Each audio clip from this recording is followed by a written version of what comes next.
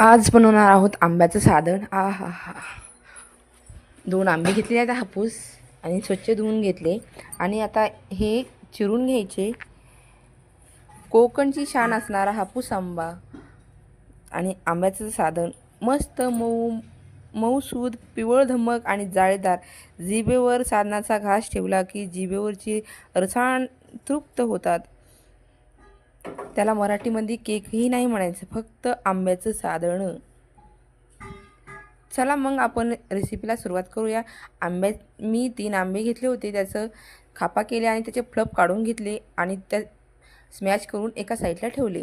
आता ओल्या नारळ घेतले मी तुकडे करून आणि हे मिक्सरला पाणी टाकून फिरवून घेतलेले आहेत.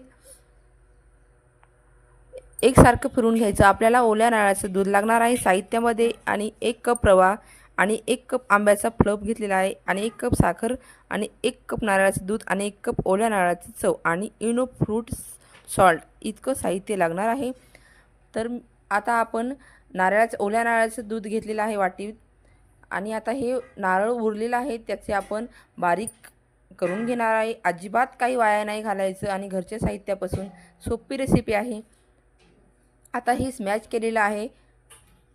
आता यामध्ये लागणारं साहित्य एकसारखं एकजीव करून घ्यायचं.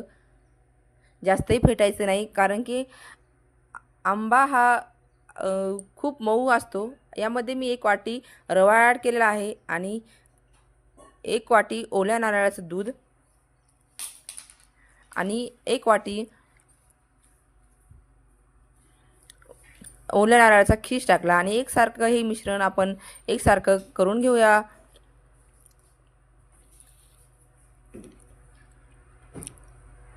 या साधनावर तुम्ही साजूक तूप घालूनही खाऊ शकता. काही जण नारळाच्या रशात सुद्धा साधन घालून खायला आवडते त्यांना. व्हिडिओ संपूर्ण बघा. कोकणात जास्त विकणाऱ्या हापूस आंब्याची वेगवेगळी काहीतरी रेसिपी असते, त्यामधली मी ही एक रेसिपी करून बघितलेली आहे.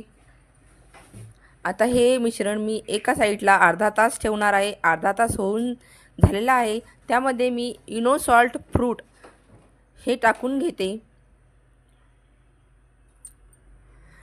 आणि एकसारखं एकजीव करून ते मिश्रण घेतलेलं आहे.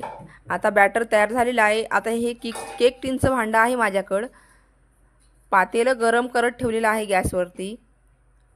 हे बॅटर आपण टाकून घेऊया केक टिनमध्ये. याला मराठी भाषेत केक म्हणतात, पण केक अजिबात नका म्हणू.